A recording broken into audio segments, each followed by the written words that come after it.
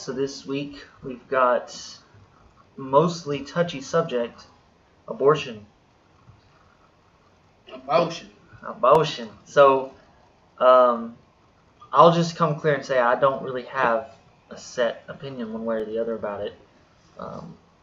It's one of those things I've been trying to figure out myself of what I feel should be the law and what I feel is moral and what I feel is right or wrong.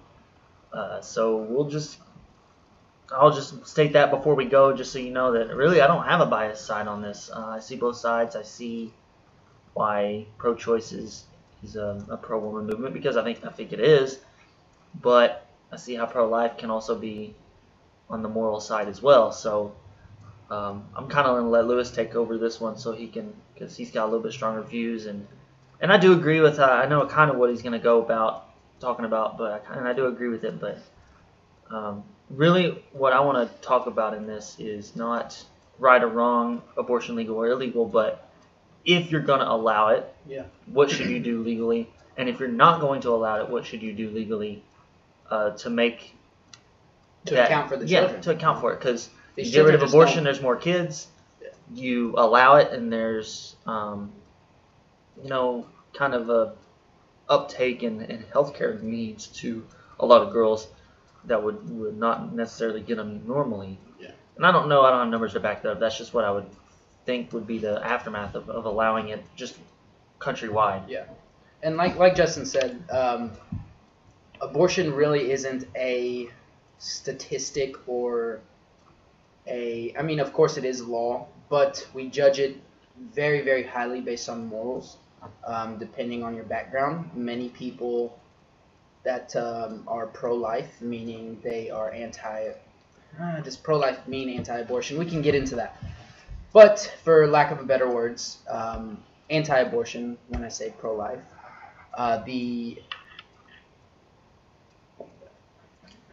the argument for pro-life is that abortion is wrong. Oh, yes. So that doesn't necessarily make it anti-abortion, mm-hmm. but they don't like it. They don't want abortion to be a thing. There are pro-lifers that think that there are instances where abortion is okay in terms of rape or in terms of incest, mm-hmm. in terms of stuff like that. And okay, I can see that. But also you got to realize that there's a lot of, and I'm not going to say rape because rape is on its own, mm-hmm. but a lot of times it takes two to tango. Definitely. And so it's a lot of a decision-making thing. And that's the stance I want to take on this, but I'll let Lewis go ahead. I think he had a lot he wanted to say about it. Oh, I mean, first off, I just kind of wanted to get the basics out of the way. We always do this every episode. When you hear the word abortion, or when was the first time you remember hearing the word abortion? It wasn't until my, I'd say, college lifetime that I heard about the abortion stance. I didn't really hear too much about it or knew anybody that had one. It was more of a, like we're talking about, is it moral? Does my religion approve of this? Do they disapprove of this? How do they feel? How am I supposed to feel about it? I've never had a kid. I've never had to abort a kid. So like Justin, I really don't have a bias in it. I do think a person should have choice, and a government shouldn't be able to tell you what you do with your body, how you manipulate it, or what you put into it is my stance. So what I'm going to kind of do in this episode, I think, is just play the devil's advocate, because I do see both sides, kind of. So I would say the government says you can't murder. So at what point is it, and this is what you hear all the time, at what point is it murder? At what point is it not? That's really the biggest question. If we could answer that, we'd have an answer. Yeah. Maybe some people would disagree. If scientists came out and said, well, life starts at exactly 13 days after conception. Well, there would still be people that in those 12 days before, they wouldn't want it. Yeah. Just because they feel wrong about it. But at least we'd have a scientific answer to know what to base our law on. Mm-hmm. We don't. That's just it. I tried to do some research into it. They don't have an answer. They don't know where life begins. No. Does it begin at a heartbeat? Does it begin at conception? Does it begin at consciousness? which we don't even know what it is yet. We don't even know what consciousness is, much less where it starts. So yeah, we definitely don't know what consciousness is, and in different countries, I believe in the Asian culture, you are technically born. Your birthday is not the day you are delivered. It's not the day you're delivered. It's the day you were conceived. I have no clue how they. That's got to be so weird. I don't know how they come up with that, but you come out of the womb being X amount months. You're 9 months old. Yeah. And we that's unheard of, and it's true. If life is sincerely started in the womb, why do we not turn 1 year old until we? I'm sorry. Why do we not are technically born until we are out on our own? Why is it that those months of growing, nurturing, and developing, why are those not counted as life? So I'll say a lot of it is a lot of people that are pro-choice say once it's viable outside of the womb, once you're able to live without being attached to your mother, that's when life starts. Okay. There's a lot of technicalities that I think makes it a little too complicated to say, well, if it's viable, because there's premature babies that are born 6, 7 months early. Maybe not 7, maybe not that early, but there's some that are born 3, 4 months early that can and do survive in an incubator or in some kind of hospitalized fashion to where they live without their mother, but they're not living on their own. But most kids can't live without their mother until they're like 17 anyway. And that's a good point, each country has X amount of months or year that they allow for maternal leave, works or jobs. They use this because unless you're America, then you yeah, don't exactly. get much. America, that's a whole other topic. America does not give the time needed for a baby to fully grow. I think they only get 5 weeks, while other countries are sitting at 5 months to 4, 6 months, I think. You see that really, really high in the Italian or the very progressive countries. You see a very, very long leave of absence in maternal leave. I think that kind of plays to what you were going to mention in your side of this, which I support, is that if we're going to say that there's no more abortion, what are we going to do about the kids that are being born that can't be supported? Exactly. I'm guessing that's where you were going to come from. The kids have to go somewhere. The kids don't just vanish, and I hate to use that word because it's a little touchy, but we'll take it as a state level. As a state, if you outlaw abortion, you are saying no woman can abort a baby under any circumstance. The number of low-income families that are having children is going to rise, number one. The number of birth defects would definitely skyrocket.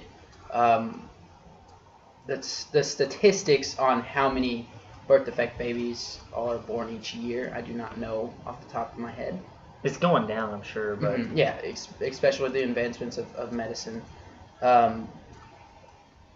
As a parent, if I put myself in the shoes of somebody right now, and I had a child that we'll say had muscular dystrophy. Yeah, we'll say had muscular dystrophy. Because that is a very, very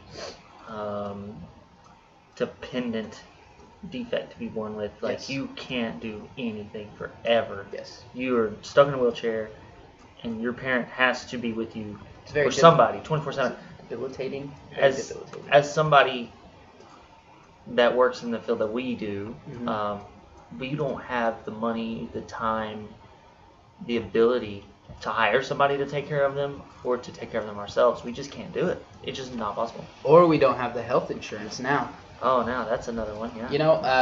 That's the point I was heading towards as a parent right now. If I knew in 9 months I was going to have a baby that had 1,001 defects, and I knew for the rest of its life it was never going to be normal. If I knew for the rest of its life that it was going to be in pain and suffering, and it was going to hurt every single day. And number 3, I don't know how people will take this, but it's going to hurt the pocketbook. If you don't have insurance, you're sentencing yourself to a death sentence for the rest of your life. Medical insurance in this company is crazy high. It's outrageous.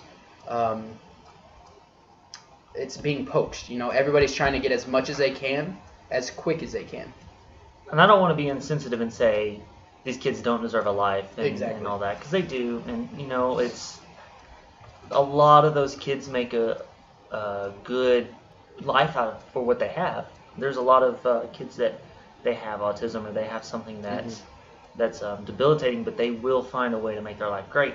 And we're not trying to be saying, let's just make no more birth defects, because that's not going to happen. Because a birth defect baby is a perfect baby, but I'm saying the reasoning I want to give the perception of is the most extreme case. Yeah. In the I have no other place to turn, doctors say that this baby's, it's going to die by the age of 4. And if you believe in miracles, that's completely fine. That's your religious background. But most of us don't. So, it's one of those things, because, if I put myself in that position, if I knew I was having a kid in 9 months, I would have to do a lot to be ready for that. Mm-hmm. And it's one of those things where I don't know how to explain it really, because, it's your fault that you're having a kid, but at the same time, sometimes it's not. Mm-hmm. You've done all you could, and it just happens. And my issue isn't with the guys. The guys have it easy. Why should the girl that doesn't want a kid be forced to carry a kid for 9 months? Mm-hmm. That does a lot to their body. That does a lot Life permanently to them. And That's at the same helpless. time, you're saying it's a person in there, Mm-hmm. and I get it. I understand, but Is it? it's a person carrying a person. So both lives have to be taken into account, and that's the problem we're having. It's not should we let them kill babies. It's should we force those babies to have to live inside their mother that doesn't want them there. And that's kind of a harsh way to say it, but that's just the way to say it to get the point across. She doesn't want a kid in her, for 9 months. Yeah. That's going to change her entire life. She wasn't ready for that. She's 16, 17 years old. She's still in high school. She needs to graduate. She needs to go to college, do good. She can't. Mm-hmm. And so now you're taking a productive member out of society out, putting her in debt, putting her in poverty, and your poverty rate's going up. And yeah, abortions cost money, but they don't have to. Yeah, exactly. They definitely don't have to. It can be a public health and service. One thing I want to touch on, you said she'll end up in poverty, is I heard a snippet of Ben Shapiro's show, and he kind of sounded like a fuck. So I just want to say what he said. He's good at doing that. Yeah, he really is. He said, you want to know how to stay out of poverty? Graduate high school, go to college. Oh, I'm sorry. He said it in this order. Don't have kids in high school, graduate high school, and go to college, and you won't live in poverty for the rest of your life. I don't really agree with it. I think it's a cheap escape, because there is a very high rate of teen pregnancy. It goes back to one of our favorite inside jokes between us. It's obtainable because you can buy it. Of course, yeah. They, all these the rich people are like, oh, you can obtain healthcare. It's easily obtainable. Yeah. You just buy it. Nobody's keeping you Well, from no, healthcare. you No, can't- except my wallet is. Yeah. So it's not obtainable because you can buy it. Yeah. It's obtainable that you can buy it. A Ferrari is completely obtainable right now. I can just go buy one. Yeah, I can break in and go steal one. Yeah. It's all, I can do it. It's not. I was gonna say it's all legal, but it's illegal. It could happen. So to say that But getting it's out of there. poverty is obtainable, yeah, LeBron James did it because he's otherworldly talented. Mm-hmm. But what about the kid that doesn't have any talents? Yeah. What about the kid that doesn't have the support, doesn't have the transportation to get to and from school, or the kid that doesn't have access to a microscope or a computer to work on music or coding? It's an economic disadvantage. And I don't care if people come at me saying that I'm being insensitive, because I couldn't care less about people coming at me, really. But just to be clear, we're not saying these kids should be aborted. That's not what we're saying. We're just saying that the less abortions you have, the more people you force to have kids because they got pregnant, then you're going to have more poverty kids, more kids in poverty. That's not me saying you should just abort all the poverty kids. I'm saying that they should have the choice to say, look, I can't afford this kid. I don't want him to have a horrible life. I don't want to contribute to the horrible poverty in this country. I think it's best for us all to just not have the kid. Definitely. I see the other side too. Because that's like me saying that's like, golly, or now, because we're putting them in a these are poverty kids. These are kids in school that are in poverty, and now we're saying, well, we should just not have them. So now you're putting the life to the kid and saying, well, now it's kind of bad to say we should not have them because we've already given them the life. Yeah. But you got to realize at the time of the decision, they're not alive. Yeah. Well, according to some people, according to some they are. It just depends. In my personal sense, the you don't remember the 9 months you spent in the womb. You're not alive. Like, I understand. I'm not going to say at 9 months, one day before the baby's born, you can abort it, because that's cruel. But at a certain point, I believe. I think in order to end this debate, we have to just say, look, we're not going to win.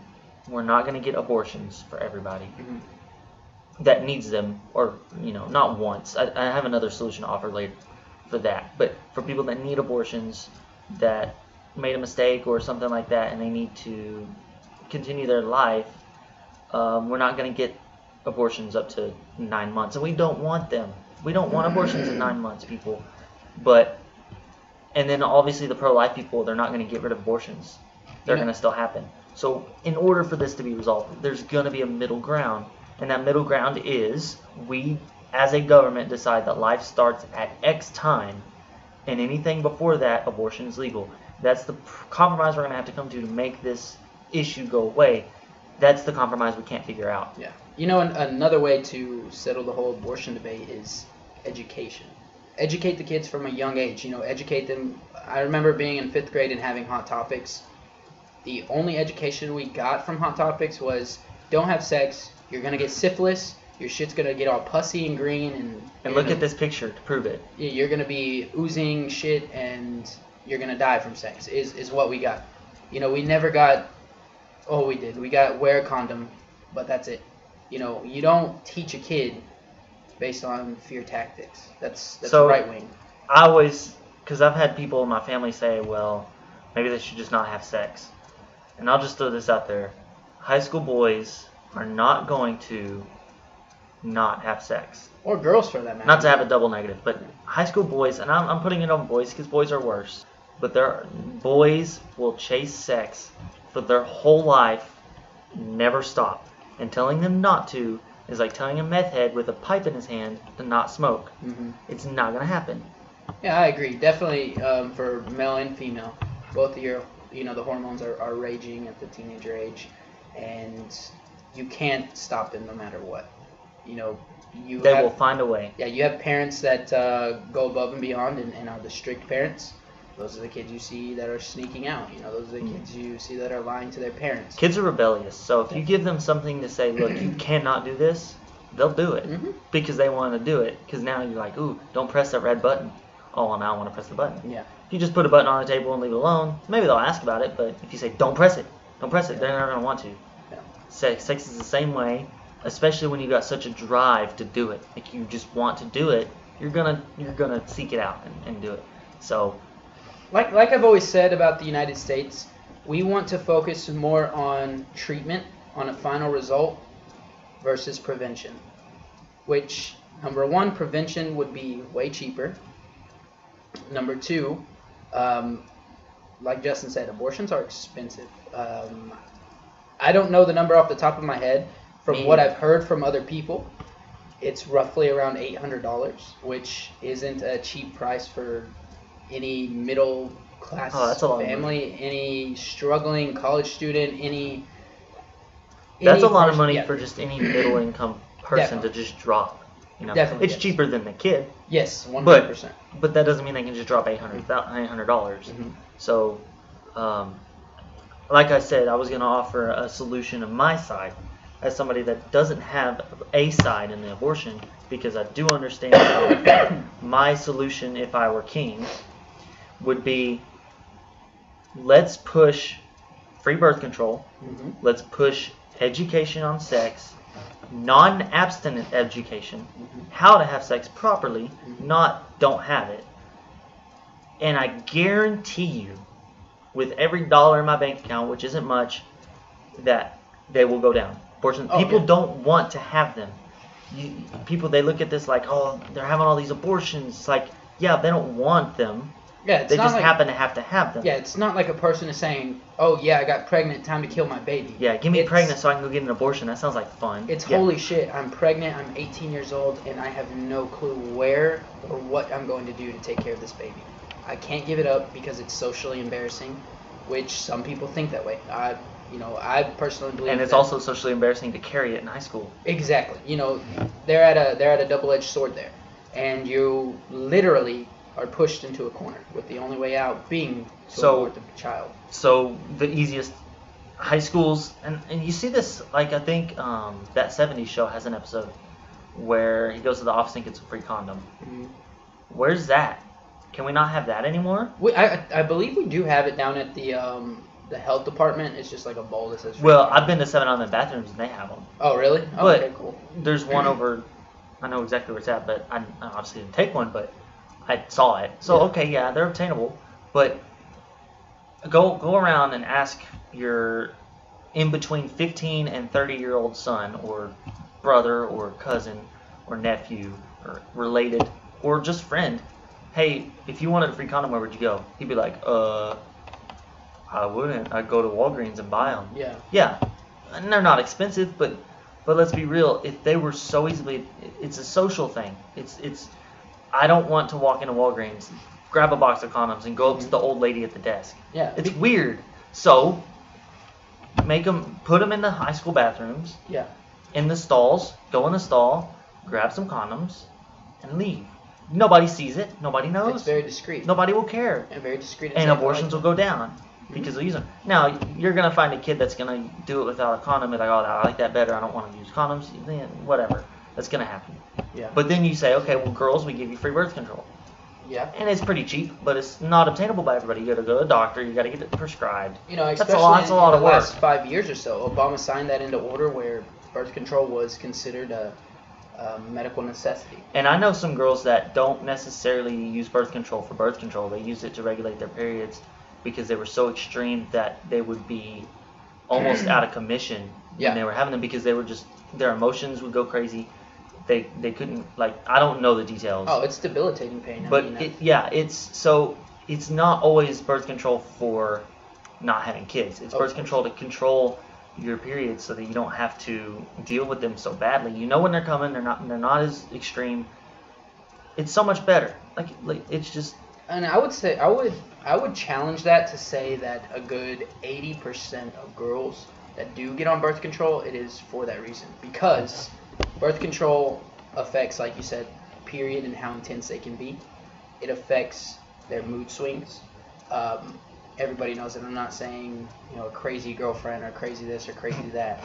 More of just your chemicals are imbalanced at the time. Your body's going into overdrive trying to get pregnant. It's just a biological process. We also see it can get very dangerous because there is a high level of blood loss, especially, like you said, very intense. They use it to control these things to kind of slow it down. It's pretty helpful stuff. Yeah, and it helps a lot of women with skin conditions, hair, and acne. I know acne is a big thing with birth control, and it definitely helps with breakouts. And makeup does not help acne people. Makeup makes it worse because you're just covering it up, and it doesn't get the air to breathe, and it doesn't clean. Acne is not solved by covering it up. Maybe temporarily, but it's not going to get resolved that way. I'm just throwing that out there. This is a life pro tip. And I don't want to seem naive to younger age guys talking about periods, but it's just something to keep in mind because there's not only one use for birth control, and it's so much better of a life when everybody's on it and everybody's nice and more relaxed. It's just stress-free. Like I don't know if you saw it, Lewis. I saw an interview with some.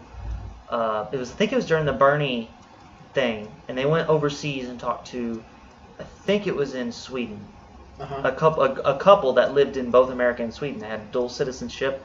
They were in Sweden at the time, and they asked the main differences with an emphasis on the healthcare. And everybody was like, yeah, I mean, in America, it's just a lot stressful. Like, everybody's scared of what's going to happen to them if they get hurt, what's going to happen very true. if they get in a car crash. What, I get a car, yay, but I don't even get treated, and now I'm in debt. But the big thing about Sweden I noticed is that they said everybody's just so much more relaxed. There's no stress. Not everybody's not freaking out about their health care. Not everybody's freaking out about what happens if they get sick. If they get sick, they go to the doctor. Yeah. They get their prescriptions. They go home, they take it, and they go back to work the next day. They don't freak out over this stuff. And there's a lot of stress due with periods and stuff like this. And if you have extreme cases where you need birth control to make it better, everybody just is so much better when nobody has to worry about, I can go and have casual sex and have fun, and there's nothing wrong with that. And I don't have to worry about my life being upside down when I wake up the next morning. Yeah. So that's a big thing to think about. Like, morale in a country is the biggest advantage we could have. If we're all happy and stress-free, we can all work together, less uptight and divided like we are now. Everybody's stressed out and scared. We're all freaking out. I still think it has to do with the way we were taught as a generation and the generations before us, how they were taught. We were always taught to believe that sex is very taboo. And it's a do not approach, do not think about, do not do, because it'll ruin your life, it'll get you pregnant, it'll get you diseases. We've always seen the cons of it.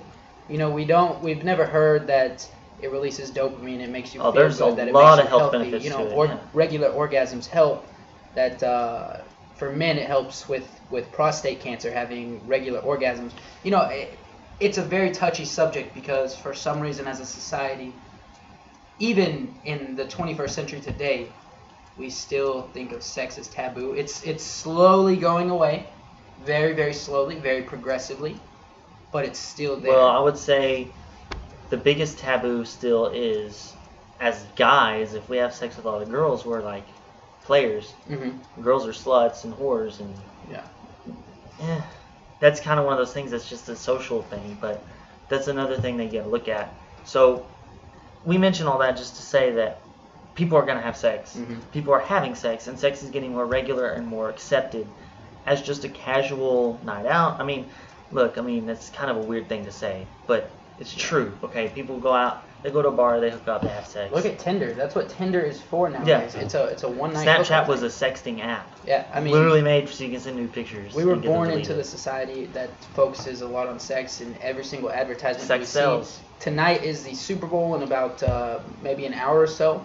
Let's see how many sexualized commercials there are. Oh yeah. I'll keep a track of it, and it's something that if it's not involving selling something, and specifically I would think this goes back to our women's rights. Specifically, you see 90% of it from sexualizing a woman. If you went to any other country and you showed them Carl's Jr.'s commercials with Kate Upton rubbing a big Carl on her boobs and washing a car, what does that have to do with eating a fucking sandwich? Yeah. If I'm hungry, I don't want a girl to wash my car. I'm sorry. I want a fucking anyway, burger. Right? No, I'm just kidding. I want a burger, and I want to eat the burger. I don't want her to rub it on herself. It's not a damn sponge. I've never understood. So, yeah. I've never understood that. That's kind of the point we were trying to make with the sex thing. It's all over the place. And the more we have it, and it's not going away, the more people are going to get pregnant. Unless you do something about it. Look, this is society now. We need to make adaptation to what's going on. We need to say, look, this is society. We need to change some of our policies. That's a progressive thing to say. Look, we're not going to, as a Republican, we're not going to go back to the good old times. And as a Democrat, we're not going to try to stay where we're at now. We're trying to plan for the future, because the kids are our future, and if they're buried in debt from having a kid at 18 on accident... Oh, our economy's going to be shit when we're older. All of us are going to be in student... Well, most people are going to be in student... I already am. Yeah, I am yeah. too.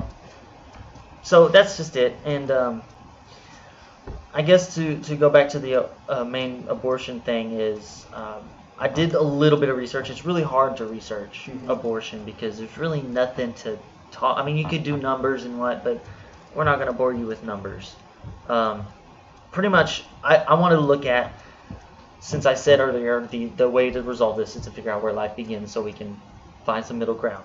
So I said, all right, well, what does everybody think? Most people say, most pro-life people say it begins at conception.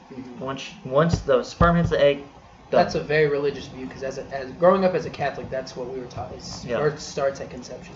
Well, most Republican things, maybe not necessarily because of religion, but are also coincided with a lot of religious stuff too. And that's not a knock. That's just the way it is. It's not noticed.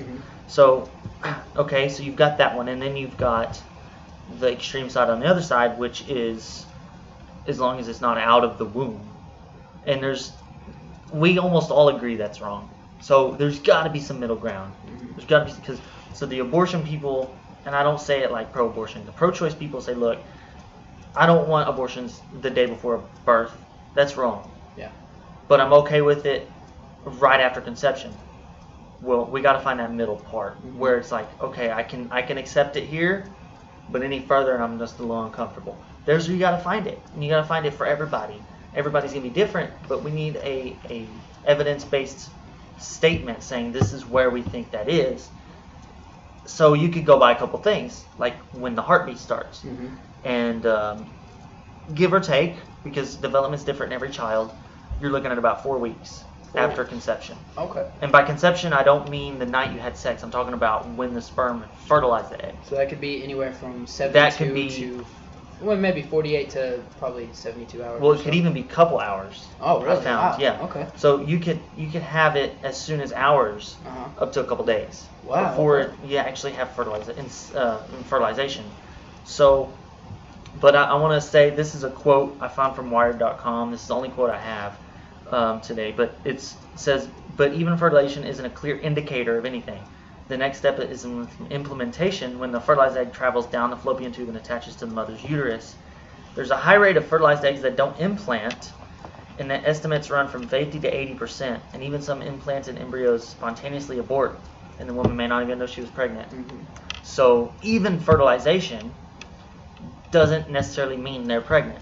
They are pregnant technically by definition, but they're not pregnant as in 9 months they're having a kid, no matter what.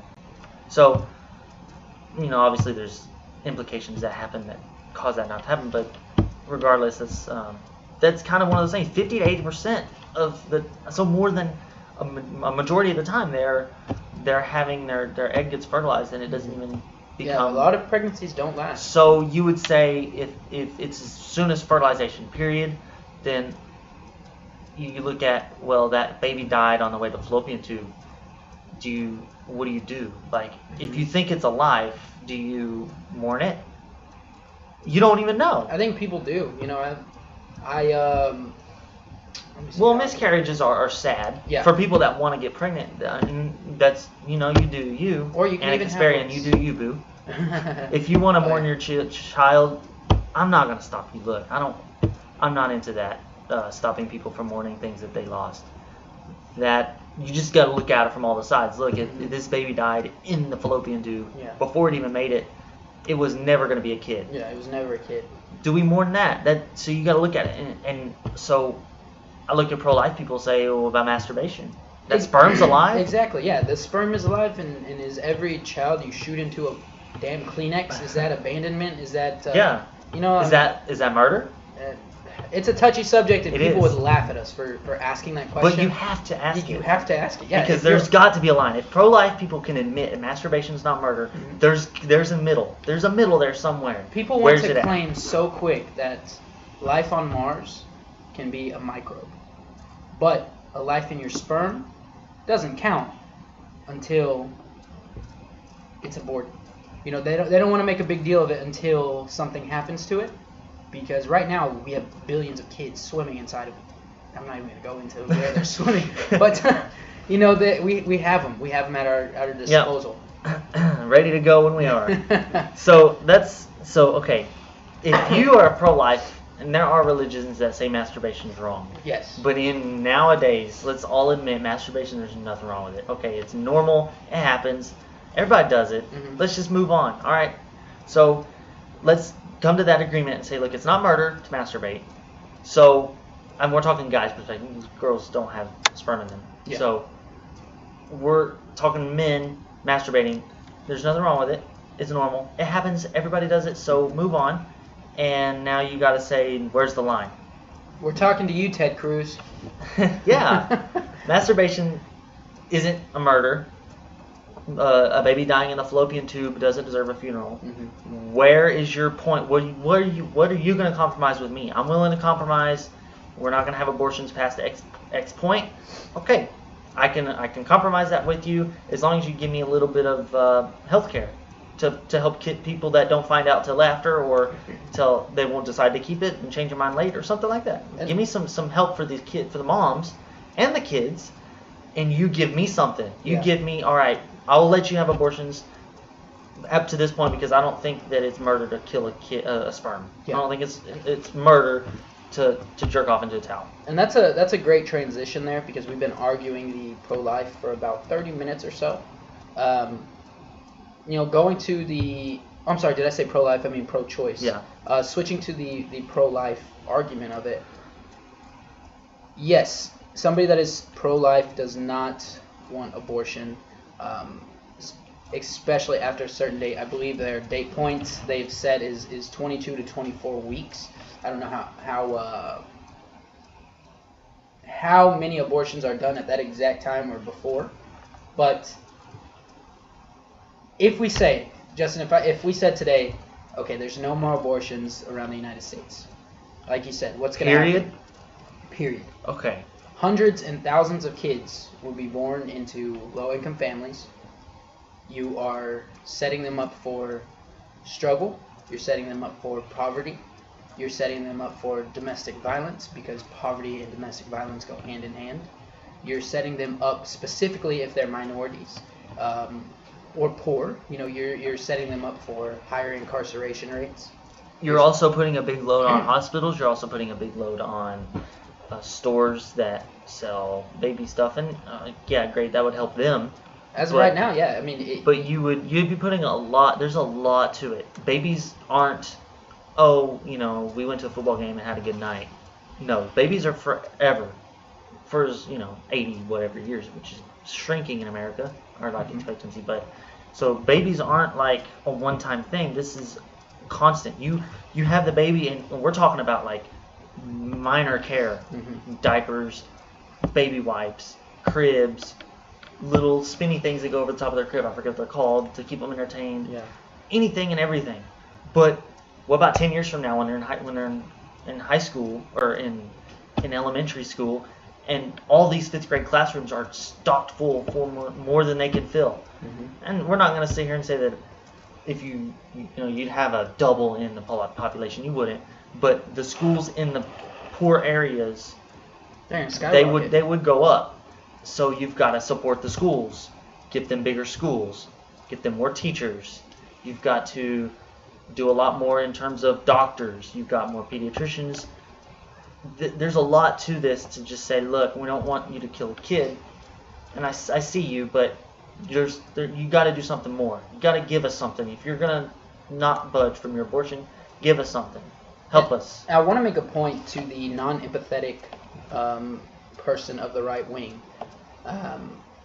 All these kids that you are not aborting, and I want to make this sound as least harsh as possible, but all these kids you're not aborting, all these parents that can't afford to take care of the child, they're going to be stuck on the welfare program that you guys hate so much. You want to call it handouts, you want to call it freeloading. You just gave this person an invitation to use this for the rest of their life. You put them in a situation where they were not ready to have a kid. They made a mistake, as each and every one of us do. I'm sure every right-wing Republican has either had not 100%, but for the most part has had a miscarriage, or has been in a situation where they weren't properly ready. Whether that's from a test, we can see something as small as not studying for a test, or not organizing your life. There was a quote that my teacher always put on her chalkboard, and it was, people who fail to prepare, or people who fail to prepare to fail. And that always rang a bell with me. Because if you aren't looking forward to the next move, you're going to have nothing to stand on. You're not going to have a base. So definitely, if you're coming from that and you're one of the people that say welfare is no good, all we do is support people who don't want to work, they're lazy, this and that, all these different talking points, you're adding to it with taking away abortion. Yes, it may be a victory for you, but it's not a victory for you. Because number one, it's not fucking affecting you. So back off out of people's lives. So let's have an experiment. Okay. I want to start doing a lot of this in episodes because. Are one of us gonna have a kid? No. Okay, because I didn't say I don't. I hope not. I'm not in there. But so we're gonna try. I want to do this a lot in some episodes because I think it's an interesting experiment to do. Let's write an abortion bill, not like formal government talk, but let's plan. Let's talk through. Let's have a plan. I'm gonna be pro-life. You'll be pro-choice. Okay. We'll talk through. We'll find some compromise, and we'll see if we can come up with an abortion bill that makes sense. Okay. So we'll start, Lewis. I don't want any abortions ever. Period. Any abortions ever? None. I don't want them ever. Let's see. That's your argument. I would not back off of mine. I'm not gonna be a typical Democrat. Yeah, I'm not gonna be a Democrat, and I'm gonna say that we want abortions. At what point of life do you consider living, Justin? I think once the sperm enters the body, you can't. No abortions. No Plan B. No abortions. No sitting on the toilet pushing. Mm-hmm. Nothing. I don't want nothing. So, once the sperm enters the body, if you're pregnant, you're pregnant. Sorry, you shouldn't have had sex. Okay. With that being said, every this may be TMI, and I hate to put this on the internet, but is every oral sex cannibalism? I would like everyone to be charged with cannibalism if we're going as soon as the sperm leaves the body, to another. Well, I mean, I wouldn't be opposed because I think that it's a little bit too far to go to for somebody's sex life to be swallowing sperm. I don't think that's an appropriate thing for them to be doing. I mean, it happens, and I'm being a little tough on it here. Let's be real, but I want to see if we can find some common ground. Yes, that's what we're trying to do. So I would say, all right, Lewis, at what point would you say, all right, we don't want abortions? What point in your argument do you say, look, I think that abortions are past this point immoral? Mm-hmm. What point do you want to say will be that point? I would assume as soon as the baby has full figure. Like as soon as there's from head to toes, it is fully shaped, it has fingernails, everything that it has is there. I would say that is the final straw. Maybe like 5 weeks before that, if we can even determine. I don't know if they're all one set in stone basis, or if it's it can be a range. But so I would say I'll come off of my point a little bit and say that you can have oral sex, you can have normal sex, and I'll allow Plan B. Mm-hmm. But once the pregnancy test is positive, I don't want any. Okay.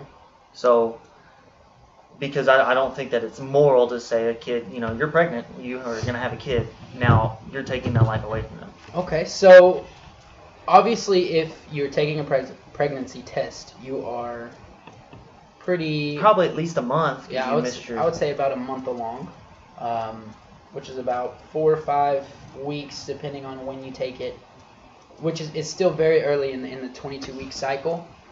That pro-choice pushes for life, argues against. But if I do say that, you're not wanting any type of abortion, Justin, I do want to put across the table is in this bill, I would want millions and millions of dollars added to the adoption fund, each state. Can you give me that if there are no abortions? I could give you a little bit of it because we've still got to fund our military. Of course. And our defense and our tax plan that we're putting through. So I will give you a little bit, but I would say that I don't think it's necessary to give you a couple $1 million for adoption places that are already full. Yes, and I want to push that again, make that a huge point. If you're pro-life and you are anti-abortion, support it 100%, you better damn well be adopting every single child you have the means to take care of from adoption agencies. Because you cannot tell me that a life does not matter. Oh, I'm sorry, a life matters before it has the ability to think, speak, or talk. And once it's born, we just fucking forget about it. You cannot make that your argument and say, once this child is 2 years old in a foster home, hey, buddy, you're on your own. You know, I hope you make it to 18. I hope you get adopted.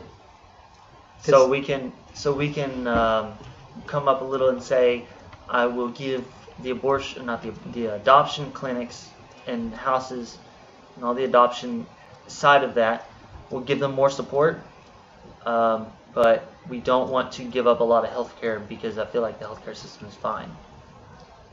The healthcare system, especially with abortion, because condoms are only like $2 a pack, and birth control is easily prescribed and $10 a month. I would definitely like to see birth control back on the mandate for health use, not for just pregnancy prevention. But who's going to pay for that? Taxpayers. We pay enough taxes already. I believe that we can use the money to help. You know, number two. So are we taking that out of Medicare? Or are we going to take that out of... As of right now, we wouldn't be able to put it in a specific healthcare plan, like since we don't have any Medicare for all. But I believe the old way they did it is if you had insurance, whether it be Medicare, CHIP, I think CHIP covers kids up until they're 18, or you had a private insurance. All of these were given the ability to cover... So just take it out of existing. Existing So insurance. it's not costing any more money. Because I can't sit here and say, well, let's start a insurance. You know, we're going to give everybody just free birth control, because that's not plausible. It's a utopia. I understand that, but you know, it's just not going to happen. Well, if it doesn't cost any more money, I don't see a reason to argue you. I would say that that's fair. And even thinking it as a business standpoint, you know, our president is such a businessman. If you spend, we'll say, $8,000 on an abortion, like you said earlier, we're going to say $8,000 for 100 people. You just saved, how much is the average cost to raise a kid? It's like $26,000 a year. So $26,000 versus $800 individually for each kid. I think you just made a wise investment. You know, I'm not saying to go kill your kids. That's not what I'm saying at all. It's if you're thinking that, you're dumb. But okay, so as far as the bill's concerned, what point do we want to say abortion's cut off? Because I would like to go with I would say, because it's so close to when the birth control would be, or when the pregnancy would be able to be detectable, I would say if there's a heartbeat at 4 weeks, I would say no. Heartbeat at 4 weeks? We come to somewhere, you know, kind of come to an agreement there, because I'm sure that more people that have this pro-life choice would be okay with that. For me personally, 4 weeks is a very, very short time. If you are, I'm just looking at it realistically, if you are a woman or man in a relationship that is finding out they're pregnant, like you said, it's going to be right after the first missed period. That's about 4 weeks.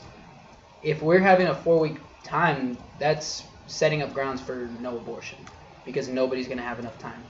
And just, well, that was the plan, Lewis.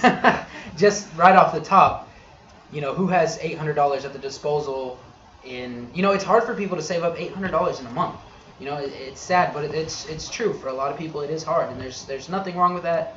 Everybody has a different circumstance and different commitments in life, but... So, in interest of time, we'll say we got a lot somewhere in 8 minutes. Yeah, definitely. I would say that I don't honestly think if you're a congressman or a government leader, I don't think... me and Lewis have no experience in making bills and laws and stuff. That's kind of why I want to do it, because maybe we can learn, and maybe we could figure out what kind of compromise can be made by two people. Yeah. Just normal people. And why can't our congressman come to this agreement? So I would say, why don't they listen for to us? 8 minutes, we had compromise on both sides. Mm-hmm. I was a little tougher, but most pro-life people are, I would say. That's fair. So in a week worth of talking about it, why can't Congress come up with something? You know, that's all I'm trying to get at. If I had to write a bill, I would say that 22-week point, right around there is probably fair. I wouldn't have a developmental answer like the child once it has this or that. Mm-hmm. I wouldn't have that answer because that varies too much, I think. Yes. I would go with, I think that's because the first trimester is 22 weeks.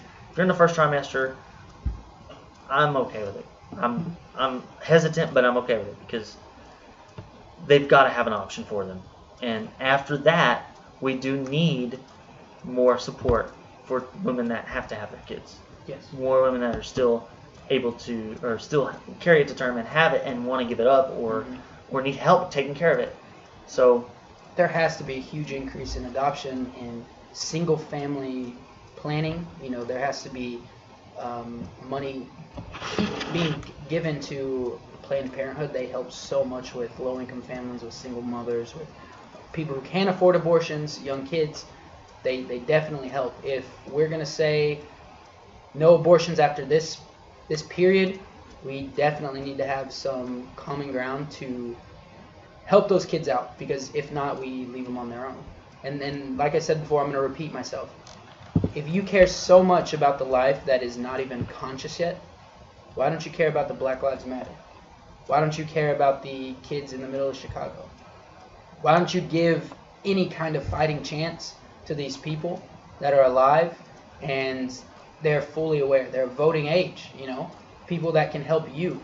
Why are they just tossed to the back and we put so much emphasis on a person that's not even born yet? I'm going to be a little condescending. This might be offensive to half of America, and I don't give a shit. Lewis, if that woman was black, you think they'd care more about her abortion? Oh, damn no. Hell no. You think they wouldn't care? I mean, they would care more? No. Do you think that they wouldn't care that she had one?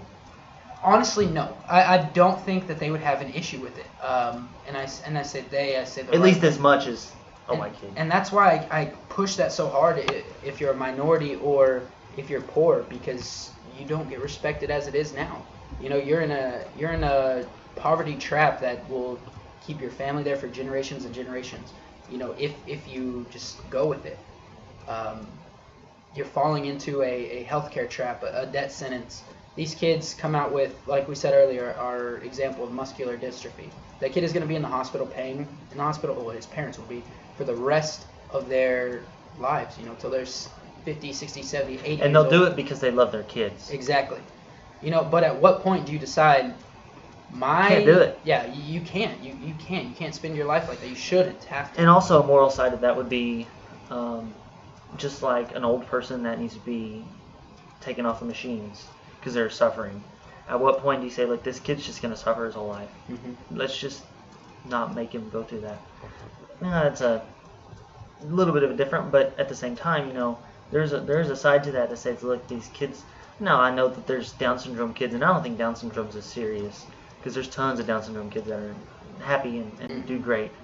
But in terms of stuff that's debilitating that you cannot overcome, that your body just does not work, maybe sometimes it's better for them just to not suffer. And I don't mean that in a bad way. I'm just trying to throw that point out there too.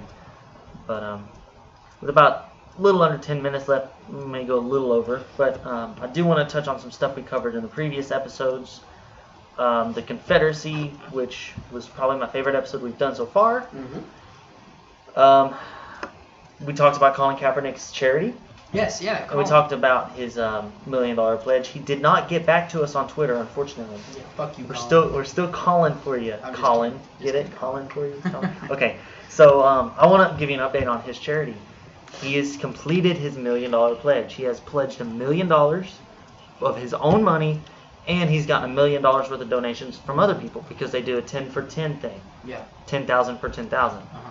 They've donated $1 million. Awesome. To all of those charities we listed off in the Confederacy episode. It's great. It's great. Colin is an American hero. If you don't believe me, you don't like me saying that, sorry. Not sorry. That would really piss off Republicans that an unemployed African American male raised $1 million and gave it all away. Yeah. All the stereotypes, all the talking points they have. This guy just single-handedly changed poverty in his old neighborhood and around the United States with this money. He's going to help a lot of kids get access to things they need in their school, whether it's sport equipment, learning equipment, computers, technology, whatever it is. This guy is there making an effort. That's all that we want, is somebody just to try. He put his money where his mouth is. You don't even have to succeed. Just go out there and try. We don't put forth enough time and effort towards young people, or definitely people of color or minorities. We don't put any emphasis. This goes with our abortion. You can't forget about a life just because they are poor or they look different than you. We talk about it all the time with police brutality and people being treated differently. People being treated differently, and this is what Colin was standing for. That's why I feel so strongly about being pro-life, because you can't care so much about a fucking sperm and not care about the Hispanic or the African American male being choked out by a fucking cop. So, nice topic. I'll go with our very first episode was on right-wing terrorism. Yes. And we need to have a professional to back our numbers up. So this is on the Today Show, a former conservative. I don't know if she's still conservative or not, but she was on a conservative show for a long time on Fox News. Megyn Kelly, love her or hate her. She, I'm gonna play this, and she pretty much backed up our numbers. Yeah. In the same exact time period. We did 08 to 16. She did 08 to 16. Oh, it was awesome too, because I don't know how many of you watched The Young Turks, but I think it was a week or two after that first episode we did, they came out with a right-wing terrorism versus Islamic terrorism. We're way ahead of you. They're going to do abortion in a couple weeks. Watch. We're on a progressive movement, guys. Come fuck with us. We're a mile ahead of everybody. So here's Megyn Kelly on the Today Show. While fear of terror attacks from radicalized Islamic groups is talked about almost daily in the news, the Center for Investigative Reporting says from 08 to 16, far-right extremist groups were behind twice as many attacks in America, averaging more than a dozen a year. Now, one man is speaking out about... So that was on the Today Show. I don't know exactly when that was, but I'd come across it, and I thought that was interesting because that's exactly what we were talking about. Yeah. And so that's something. And then we want to cover, for the last part of this, what we want to start trying to do is cover some news of the week.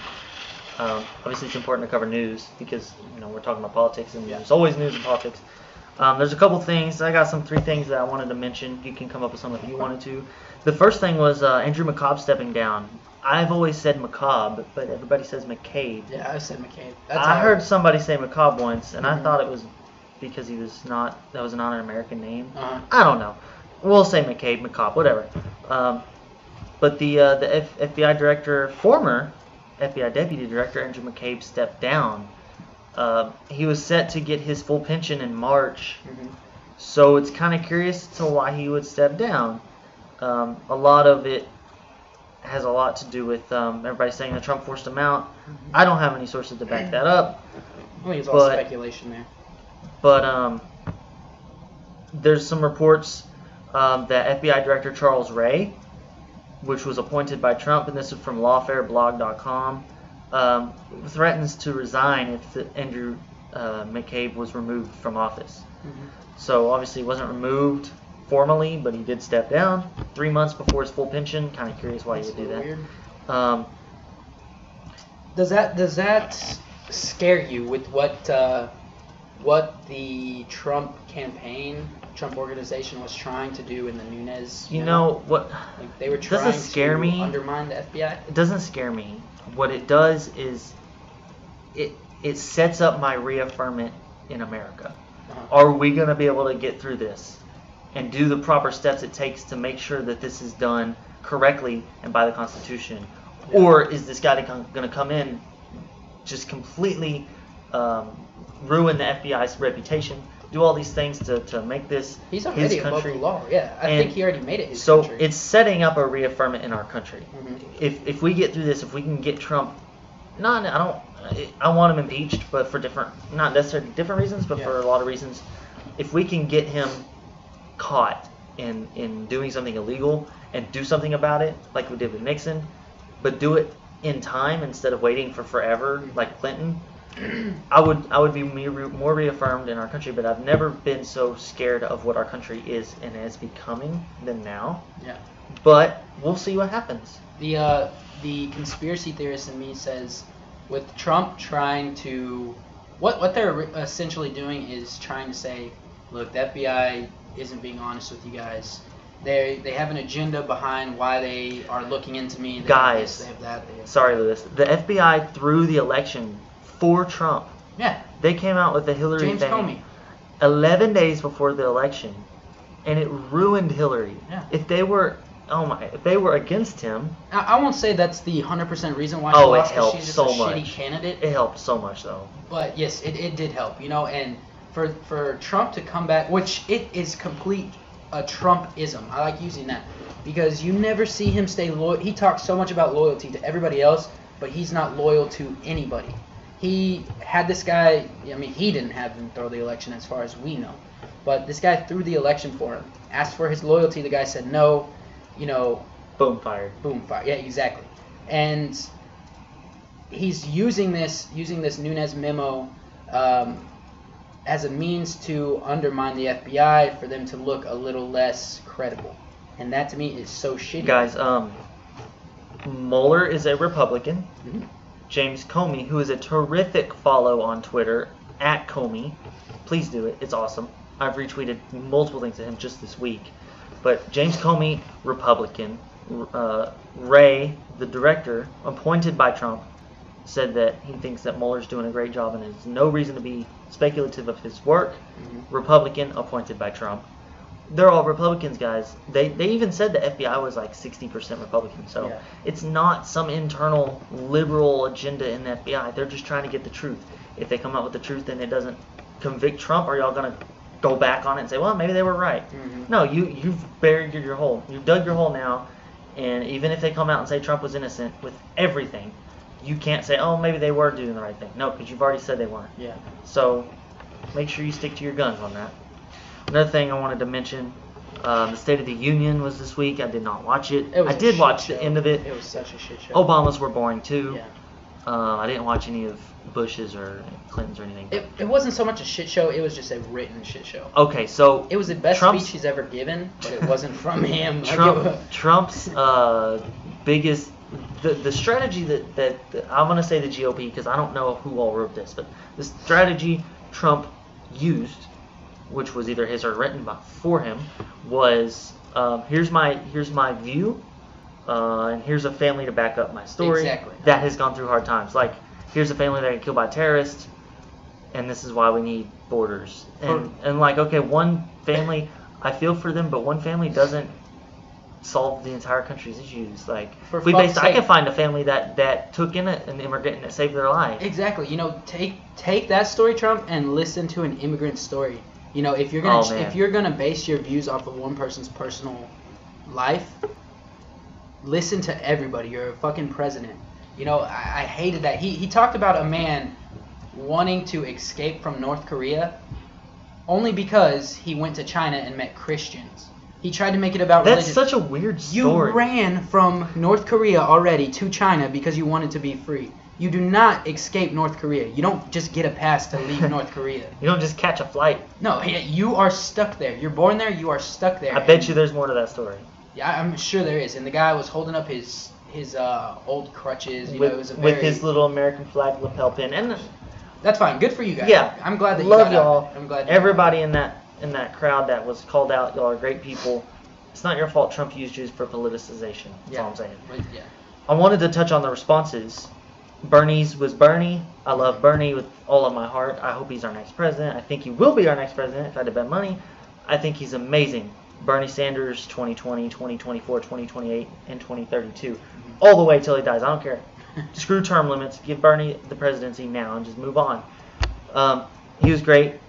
His biggest point that I wanted him to say, and I was watching the Young Turks talk about it, Mexico's supposed to pay for this wall, not us. Yeah. Why is this $2.3 billion in the budget for the wall when we're not supposed to pay a dime for it? Because Trump is a con man. He's a businessman. He's the person that uses short-ass lingo. The Trump speak gets people with... Take the coal out of the ground and clean it. It's Exactly. clean coal. Clean coal. I don't understand. Clean coal. Who can argue clean coal? It doesn't exist. That people. was the worst. But that's the thing. And it makes me scared because his base, I feel bad calling them stupid, but what are you? Like, if you listen They're to just what he... not. They're not stupid. They're just. They just don't... They don't want to go out and look for They're information. They are under-supported in politics because they're generally ignorant people that have ignorant views, racist views. They are attaching themselves to the only voice they have, and they are headstrong that their opinion is correct no matter what, and they don't look at anything else. That's all there is to it. This is Trump's... It's only 30% of America. This is Trump's interview on the Nunes memo. It was a very bad thing. Tons of people should be ashamed of themselves. There's a lot of bad people. It was the most watched State of the Union ever. There's a lot of bad people that should really be ashamed of yourselves. I'm telling you, it's some bad work. They should be really ashamed. That's all he knew about. He probably didn't Nunes even read memo. it. Exactly. And, I'm sitting there with Tegan, my girlfriend, and we're watching this, and even she's like, does he know what he's talking about? Like, to me, it reminds me of me back in 9th grade of Miss McBroom's class. Shout out to Miss McBroom. I know you're not Shout out watching Miss this. McBroom. I don't know you, but shout out. It reminds me of me trying to BS my way through a class discussion, only reading 5 minutes of Spark Notes before I came into the classroom and listening to everybody else's point of view in the class. That's what it sounds like. Fuse it all into one and use it spit and just it out. make generic talking points and spit that shit out. Yeah.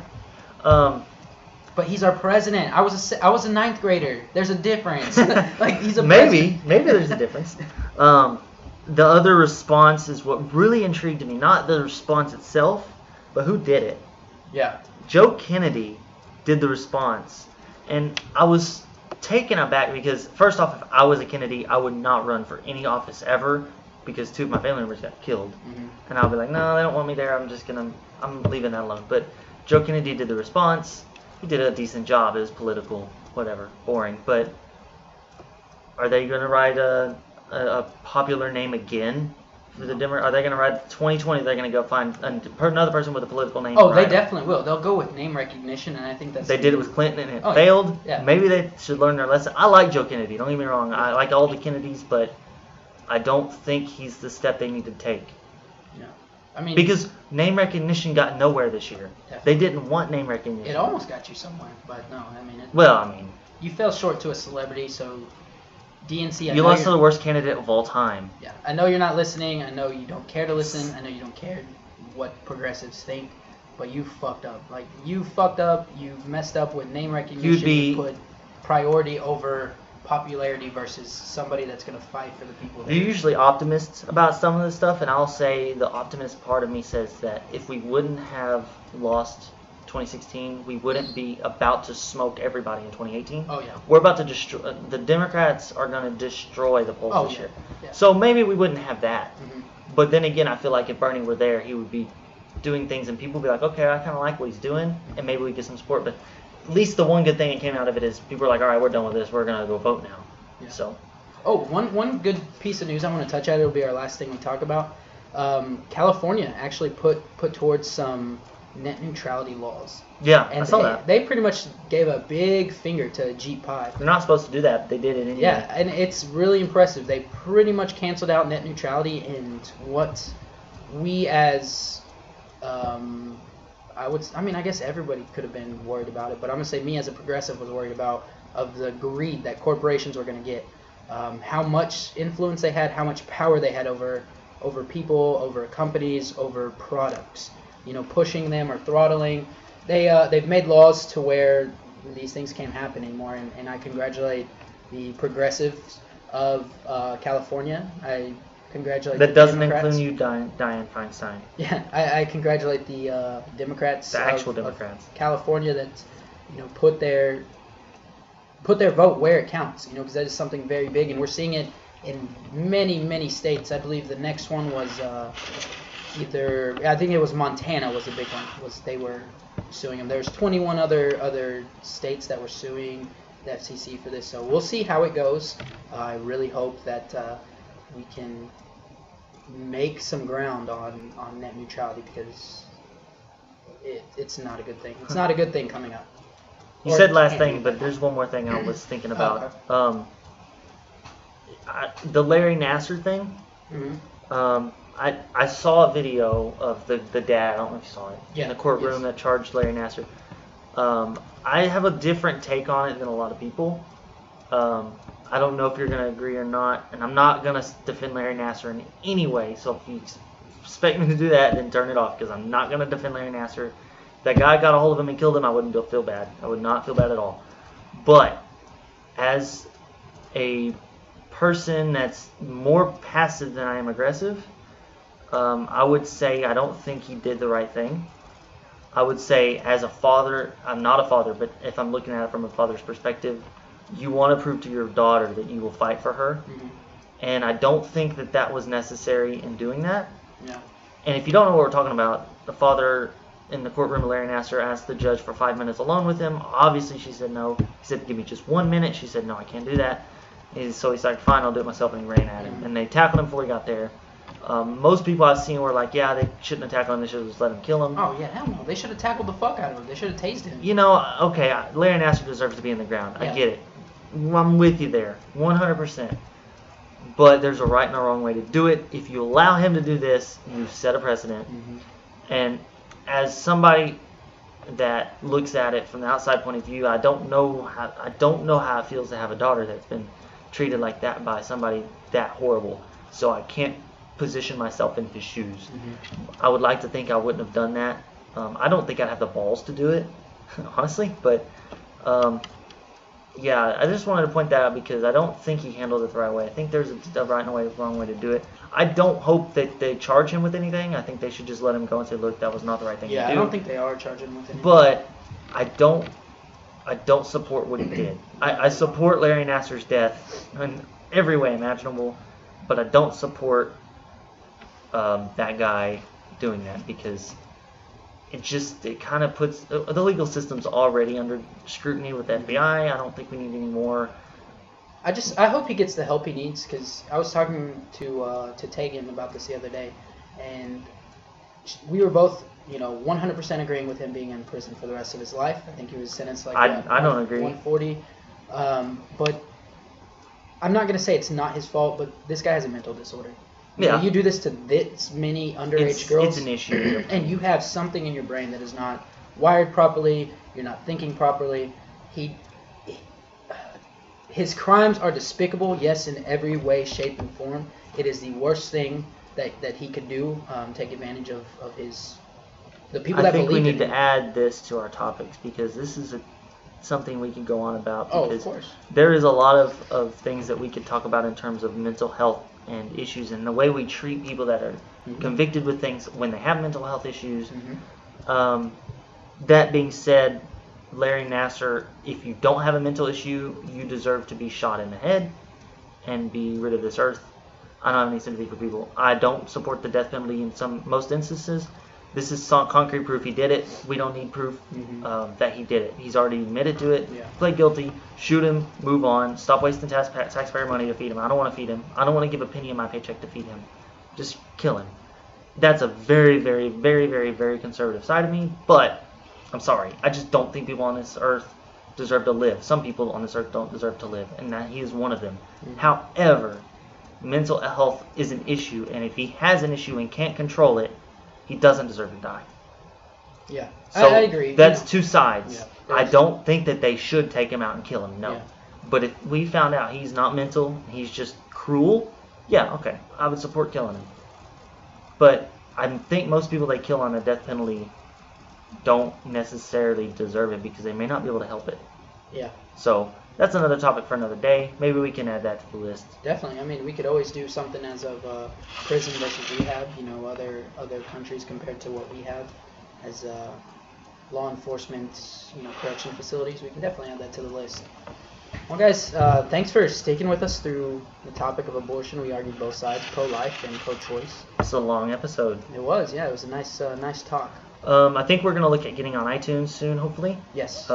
If so, that'll be a lot easier for a lot of people, I think. Mm-hmm. than to leave. I know I have YouTube Red, so I get to lock my phone, but a lot of people don't pay $12 a month for it. And I probably won't for very much longer because it's not very good. But we'll try to do iTunes, hopefully maybe SoundCloud or something. We'll try to find something that you can listen to in the background instead of having to keep your phone open. But yeah, thanks for listening, and we'll talk to you next week. All right, guys. Go Patriots, maybe? I don't know.